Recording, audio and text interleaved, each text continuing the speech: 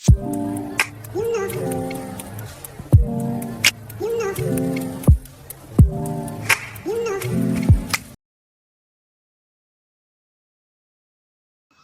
आपल्याला बघायचा आहे प्रॉब्लेम नंबर 7, जो आपल्या शीट मधला सिंपल प्रॉब्लेम मधला जो आपण टाइप बघतोय. डिझोल्युशनचे बेसिकली 3 टाइपचे प्रॉब्लेम आपल्याला एक्झाम मध्ये येऊ शकतात. फर्स्ट एक सिंपल टाइप असते, जे आपण प्रॉब्लेम यापूर्वी बघितलेले आहे. त्यानंतर दुसरा all partners in solvent, and third one partner किंवा 2 पार्टनर म्हणू आपण त्याला, 1 किंवा 2 पार्टनर इन सॉल्व्हेंट. या 3 टाइपचे क्वेश्चन आपल्याला एक्झाम मध्ये येऊ शकतात. यापैकी कोणताही एक प्रॉब्लेम आपल्याला एक्झाम मध्ये येणार आहे. तर आजचा आपला टाइप 1 म्हणजे सिंपल प्रॉब्लेम जे आपण बघत आहोत, यामधला टाइप 1 आज आपण संपवणार आहे. व नेक्स्ट लेक्चर मध्ये आपण बघणार आहे ऑल पार्टनर इन सॉल्व्हेंटचा प्रॉब्लेम कसा असतो. ठीक आहे. तर आज आपण क्वेश्चन नंबर 7 करणार आहे, जो तुमच्या शीट मधला प्रॅक्टिस प्रॉब्लेम मधला एक क्वेश्चन आहे. Question number 7. एकदा प्रॉब्लेम रीड करून घेऊ. From the following balance sheet on 31 March 2016, Jay and Ajay. Partners कोण आहे? जय आणि अजय. त्यानंतर आपल्याला बॅलन्स शीट घेऊन आहे.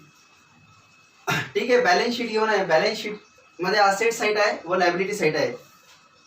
त्यानंतर खाली काही ऍडजस्टमेंट आहे. तर आपण काय करणार आहे, सगळ्यात पहिले बॅलन्स शीट ट्रान्सफर करणार आहे. ओके, बॅलन्स शीटची सगळ्यात पहिले असेट साईड ट्रान्सफर करणार आहे. असेट साईड कोणत्या अकाउंटला ट्रान्सफर करतो आपण? रिअलायझेशनला. ठीक आहे, रूल तुमच्या लक्षात असेल. रूल काय आहे आपला? असेट साईडचा बॅलन्स कोणता बॅलन्स असतो? डेबिट. आणि लायबिलिटी साईडचा जो बॅलन्स असतो तो असतो क्रेडिट. या रूल वरती आपण सोल्युशन करणार आहे. मी काही अकाउंट प्रिपेअर करून ठेवलेले, ज्यामध्ये फर्स्ट आहे रिअलायझेशन, त्यानंतर कॅपिटल अकाउंट, कॅश और बँक अकाउंट आणि लोन अकाउंट. लोन जर तुमच्या प्रॉब्लेम मध्ये तुम्हाला पार्टनर्सचं किंवा कोणाकडून लोन घेतला असेल, लोन जर दिसत असेल लायबिलिटी साईडला पार्टनर्सचं किंवा एखाद्या व्यक्तीकडून पर्सनकडून लोन घेतलेला असेल, असा पॉईंट जर तुम्हाला दिसत असेल, तर त्यावेळेस त्या व्यक्तीचं स्पेशल अकाउंट बनवून टाकायचं. रिअलायझेशन मध्ये त्याचा इन्व्हॉल्व करायचं नाही. ओके, तर नेहमीप्रमाणे आपण सगळ्यात पहिले ट्रान्सफर करणार आहे असेट साईड. तर फर्स्ट पॉईंट आहे आपल्याकडे प्रॉब्लेम मध्ये कॅश ऍट बँक. तर कॅश आणि बँक साठी आपण स्पेशल अकाउंट बनवलेलं आहे. त्याचे इफेक्ट जाणार डेबिट साईडला to balance brought down. Cash आहे आपल्याकडे 18,000. त्यानंतर स्टॉक, बाकीच्या ज्या असेट आहेत त्यांच्यासाठी आपण इथे हेडिंग घेणार आहे सन्ड्री असेट्स. ठीक आहे, आणि या अंडर मध्ये आपण लिहिणार आहे कोणकोणते असेट आहे जे आपल्याला रिअलायझेशनला पाठवायचे आहे. त्यामध्ये फर्स्ट आहे स्टॉक. स्टॉकची व्हॅल्यू गिवन आहे 75,000. त्यानंतर फर्निचर, फर्निचरची व्हॅल्यू गिवन आहे 90,000. त्यानंतर इन्व्हेस्टमेंट, इन्व्हेस्टमेंटची व्हॅल्यू आहे 30,000. देन मशिनरी, मशिनरीची व्हॅल्यू आहे 90,000. बिल्डिंग, बिल्डिंगची व्हॅल्यू आहे 45,000. अँड लास्ट आहे डेटर्स. डेटर्सची व्हॅल्यू गिवन आहे, इनरची व्हॅल्यू 24,000. त्यामधून लेस करून दाखवलेले आरडीडी. तर आरडीडी आपण क्रेडिट साईडला घेऊन टाकू. Bye RDD account. आरडीडी किती आहे? 3,000. ते आपण क्रेडिट साईडला घेणार आहे. यांची टोटल करून घेऊ. Okay, 75,000 plus 90,000 plus 30,000 plus 90,000 plus 45 and last 24, 3,54,000 याची टोटल आहे. ओके, हे आपण टोटल करून घेतली. आता ज्या पद्धतीने आपण संपूर्ण असेट ट्रान्सफर केले आहे रिअलायझेशनच्या डेबिट साईडला, तर लायबिलिटीज जे आपल्याला एक्सटर्नल लायबिलिटीज आहे, म्हणजे ज्यांचं आपल्याला पेमेंट करायचं आहे, त्या लायबिलिटीज शो करायच्या आहे क्रेडिट साईडला. तर बघूया लायबिलिटीज कोणकोणत्या आहे आपल्याकडे. लायबिलिटीज मध्ये आपल्याला सर्वात पहिला पॉईंट दिलेला आहे कॅपिटल. तर कॅपिटल साठी आपण स्पेशल अकाउंट बनवलेले. लायबिलिटी साईडचा बॅलन्स कुठे ट्रान्सफर होतो? क्रेडिट साईडला. म्हणून क्रेडिट साईडला शो करणार आहे कॅपिटल मध्ये बाय बॅलन्स ब्रॉट डाऊन. हे असणार आपला कॅपिटल. जयचा आहे 1,50,000, अजयचा आहे 1,50,000. ठीक आहे. त्यानंतर रिझर्व्ह फंड, तर रिझर्व्ह फंड आपली इंटरनल लायबिलिटी असती जे आपण पार्टनर्स मध्ये डिस्ट्रीब्यूट करतो त्यांच्या रेशोनुसार. Reserve fund account ratio problem मध्ये आपल्याला गिव्हन आहे लास्ट 5 नंबरच्या ऍडजस्टमेंट मध्ये 3:2. तर रेशो आपण इथे लिहून घेऊ 3/5, 2/5, 3/5 अँड 2/5. तर या रेशोनुसार आपल्याला जनरल रिझर्व्ह किंवा रिझर्व्ह फंड डिस्ट्रीब्यूट करायचं आहे. रिझर्व्ह फंडची व्हॅल्यू आहे 30,000 आणि 30,000चं डिस्ट्रीब्युशन केल्यानंतर आपल्याला मिळणार आहे 18,000 अँड 12,000. या प्रकारे ही व्हॅल्यू असणार आहे. ठीक आहे, कॅल्क्युलेशन तुम्ही करून बघा, तुम्हाला याच प्रकारे व्हॅल्यू मिळणार आहे. त्यानंतर loan from Jay. Loan from Jay, तर जयचा आपण अकाउंट स्पेशल बनवलं आहे. इफेक्ट कोणत्या साईडला जाणार? क्रेडिट साईडला. By balance brought down. Loan from Jay, किती लोन घेतलं जयकडून आहे त्याची व्हॅल्यू 3,000. त्यानंतर बिल्स पेबल, हे आपली एक्सटर्नल एक्सटर्नल लायबिलिटी असते पण आपल्याला क्रेडिट साईडला शो करायचे. बाय सन्ड्री क्रेडिटर्स, या हेडिंगच्या अंडर घेतलं तर जास्त छान असेल. ठीक आहे. बिल्स पेबल, बिल्स पेबलची व्हॅल्यू आहे 6,000 आणि क्रेडिटर्स आहे 30,000. ठीक आहे, यांची टोटल करून घेऊ 36,000. या पद्धतीने आपण संपूर्ण लायबिलिटी ही ट्रान्सफर केलेली आहे. आतापर्यंत मी ऍडजस्टमेंट कुठेही वाचलेली नाही, फक्त रेशो चेक केला होता. बट ऍडजस्टमेंटचा आपल्याला कुठल्याही प्रकारचा अजून विचार करायचा नव्हता. आता आपण ऍडजस्टमेंट कडे वळणार आहे. ठीक आहे, तर यामध्ये काय घेऊन आहे बघा. The firm was dissolve on 31 March 2016 and the asset realise were as under. Firm dissolve झाली म्हणजे बंद झाली, बंद करण्यात आली आणि त्यावेळेस ज्या असेट होत्या, कोणकोणत्या असेट? तर ह्या असेट ज्या आपण रिअलायझेशनसाठी पाठवलेल्या आहेत त्या रिअलाइज झाल्या. तर त्यापासून आपल्याला खालील प्रमाणे व्हॅल्यू मिळाली. तर रिअलायझेशनचे दोन इफेक्ट, ही जी रिअलायझेशनची ऍडजस्टमेंट आहे त्याचे दोन इफेक्ट कोणते? तर सगळ्यात पहिला रिअलायझेशनच्या क्रेडिट साईडला फर्स्ट इफेक्ट आणि दुसरा इफेक्ट कॅश अकाउंटच्या डेबिट साईडला. ओके, तुम्ही पहिला इफेक्ट इथे घेऊ शकता कॅश अकाउंटच्या डेबिट साईडला आणि सेकंड इफेक्ट रिअलायझेशनच्या क्रेडिटला. पण इथल्या इथे असेट आहे म्हणून आपल्याला पहिला इफेक्ट हा सोपा पडतो. ओके, तर बघूया कोणकोणत्या असेट रिअलाइज झाल्या. एक कॉमन हेडिंग घेऊन नंतर मग कॉमन हेडिंगचा आपण दुसरा इफेक्ट घेऊ. बाय कॅश अकाउंट अशी हेडिंग घेऊन टाका इथे. त्यामध्ये असेट रिअलायझेशनची ऍक्च्युअल जर आपण ऍडजस्टमेंट बघितली प्रॉब्लेम मध्ये तर ती सेकंड आहे, पण आता आपण रीड केली तर आपण ती अगोदर घेऊन टाकू, त्यानंतर फर्स्ट बघू. चालेल ना? ओके, तर असेट मध्ये आहे स्टॉक. स्टॉक पासून मिळाले 73,500. देन डेटर्स पासून मिळाले 22,500. स्टॉक झाला. मशिनरी पासून मिळाले 84,000 अँड बिल्डिंग पासून मिळाले 42,000.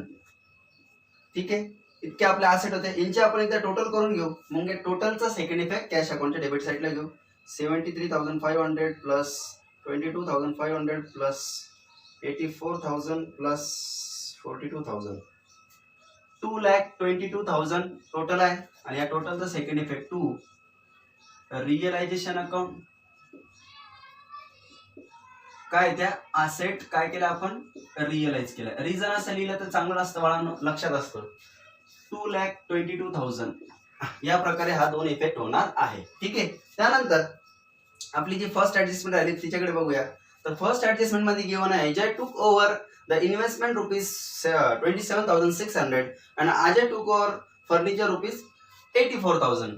तर पार्टनर्सने काय केलेलं आहे? असेट टेकन ओव्हर केलेले आहे. असेट टेकन ओव्हरचे दोन इफेक्ट असतात, फर्स्ट रिअलायझेशनच्या क्रेडिटला अँड सेकंड इफेक्ट कॅपिटल अकाउंटच्या डेबिटला. तर बघूया कोणी कोणी काय घेतलं. बाय जयज कॅपिटल, जयने काय घेतलं होतं?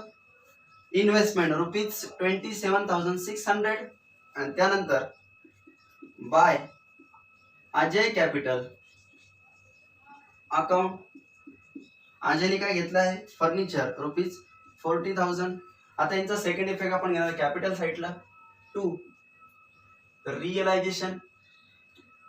कॉमन इफेक्ट घेऊ शकतो. त्यामध्ये रिअलायझेशन म्हणून अजयचे आहे जयचे आहे 27,600 आणि अजयचा आहे 84,000. असाही आपण इफेक्ट घेऊ शकतो. त्यामध्ये तुम्ही लिहू शकता इन्व्हेस्टमेंट अँड फर्निचर, लक्षात राहण्यासाठी. ठीक आहे, ओके.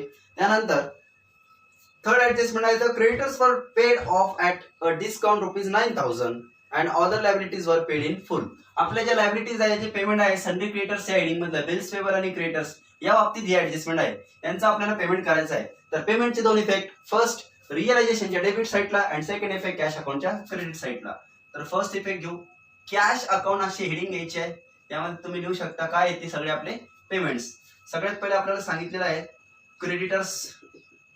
क्रेडिटर्सचं पेमेंट कसं झालं म्हणे 900 डिस्काउंट दिला. क्रेडिटर्स वरती काय केलं म्हणे 900 डिस्काउंट दिला. तर क्रेडिटर्सची ऍक्च्युअल व्हॅल्यू किती होती 30,000.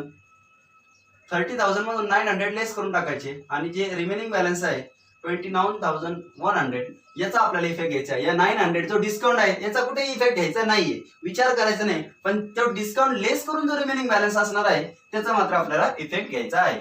तर क्रेडिटर्सची व्हॅल्यू किती मिळणार आहे 29,100 अँड ऑदर लायबिलिटी. तर ऑदर लायबिलिटी कोण आहे बिल्स पेबल. तर त्याचं पेमेंट कसं झालं म्हणजे फुल झालं बिल्स पेबल. तर फुल पेमेंट मीन्स किती, जितकी होती तितकी. बिल्स पेबलची व्हॅल्यू किती होती 6,000. तर पेमेंट ही झाले असेल 6,000. ठीक आहे, आपण यांची 6,000. ओके, अजून कोणते एक्सपेन्सेस आहे का पेमेंट आहे का ते बघू आणि नंतर मग कॉमन इफेक्ट आपण कॅश अकाउंटच्या क्रेडिट साईडला घेऊ. तर बघा खाली आपल्याला गिवन आहे डिझोलेशन एक्सपेन्सेस वर पेड ₹4,200. तर डिझोलेशन एक्सपेन्सेस पण आपण यामध्ये ऍड करून घेऊ 4,200 आणि यांची कॉमन टोटल आता कॅश अकाउंटच्या क्रेडिट साईडला घेऊ. ठीक आहे,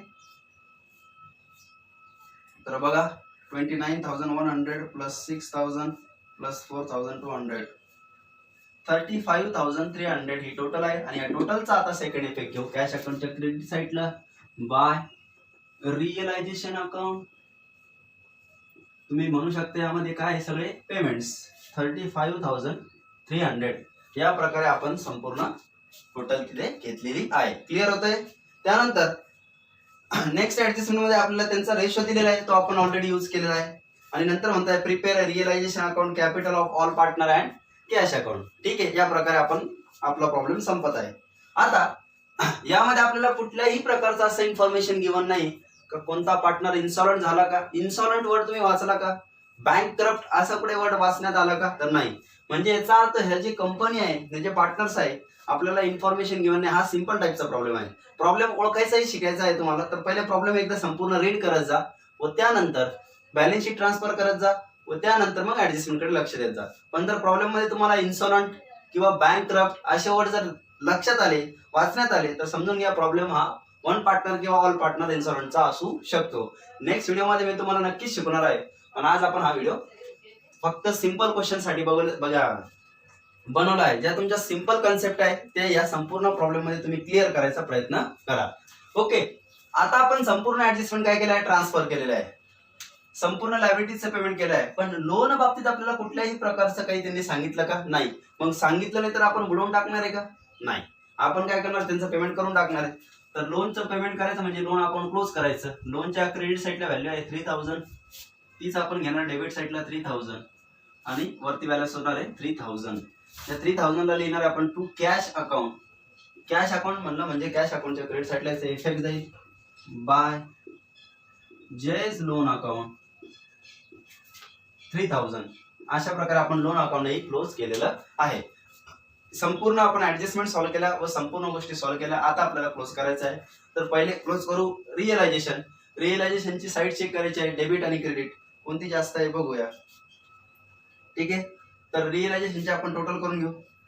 आय थिंक डेबिट साईड जास्त आहे 3,54,000 प्लस 3,93,300 टोटल आलेले आहे व त्यामधून आपण लेस करणार आहे संपूर्ण पॉईंट. तर रिमेनिंग बॅलन्स आपल्याला मिळणार आहे, रिमेनिंग बॅलन्स आहे आपला 20,700 जो आपला असणार आहे लॉस. तर बाय नेट लॉस जो आपल्याला ट्रान्सफर करायचा कॅपिटल अकाउंटला, पार्टनर्स मध्ये डिस्ट्रीब्यूट करायचं त्यांच्या रेशोनुसार. तर कॅल्क्युलेशन करून घेऊ. इथेच 27,600 इंटू 3/5. जय आणि अजय, जयचा आहे 12,420 अँड अजयचा आपल्याला रिमेनिंग बॅलन्स होणार आहे 8,280. यांचा आपल्याला सेकंड इफेक्ट घ्यायचा आहे क्रेडिट वरून डेबिटला. टू नेट लॉस वरती लिहू शकतो टू रिअलायझेशन अकाउंट 12,420 आणि 8,000 280. ठीक आहे. आता आपण क्लोज करणार आहे कॅपिटल अकाउंट. तर कॅपिटल अकाउंटची बघा क्रेडिट साईडच जास्त आहे दोघांची 1,68,000.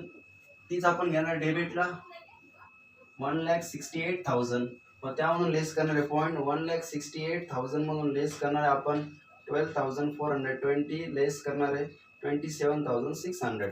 रिमेनिंग बॅलन्स होत आहे 1,27,980. ठीक आहे. आणि लास्ट आहे आपलं यांची टोटल 1,62,000. तीच घेणार आहे डेबिटला 1,62,000 म्हणून लेस करणार आपण 1,62 मायनस 8,280 लेस 84,000. रिमेनिंग बॅलन्स आहे 69,720. हा बॅलन्स असणार आहे. हा त्यांचा रिमेनिंग बॅलन्स व्यवसायातला आहे. तर आपल्याला काय करायचं आहे पेड कॅश अकाउंट. ठीक आहे. इतकं त्यांना पेमेंट करून टाकायचं आहे बाय कॅपिटल अकाउंट. जय आणि अजय. जयचा आहे 1,27,980 आणि अजयचा आहे 69,720. ठीक आहे. आता आपण क्लोज करणार आहे कॅश अकाउंट. आणि कॅश अकाउंट क्लोज केल्यानंतर आपल्याला टोटल मिळणार आहे 22 प्लस 18 2,40,000 डेबिटची टोटल आहे. आता क्रेडिटची बघूया 39 आहे 300 प्लस 3,000 प्लस 127,980 प्लस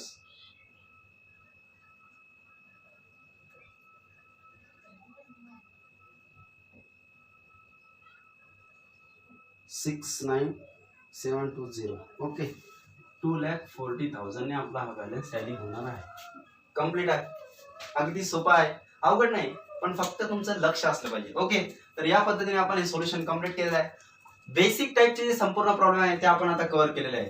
तर तुमच्या शीट मध्ये जितके पण बेसिक जे ज्यामध्ये तुम्हाला संपूर्ण ऍडजस्टमेंट अशा बेसिक लेवलच्या वाटतात, फक्त त्या प्रॉब्लेम मध्ये हा वर्ड शोधा ज्यामध्ये इन्सॉल्वंट किंवा बँकरप्ट असा जर प्रॉब्लेम असेल तर तो सॉल्व्ह करू नका. पण जितके बी बेसिक आहे त्याचं लवकरात लवकर सोल्युशन करायचंय, प्रॅक्टिस करायची आणि मला पटापट आपल्या ग्रुपवरती पाठवायचं आहे. ओके. तर याचा तुम्हाला स्क्रीनशॉट काढून घ्या. कम्प्लीट आहे. थँक्यू.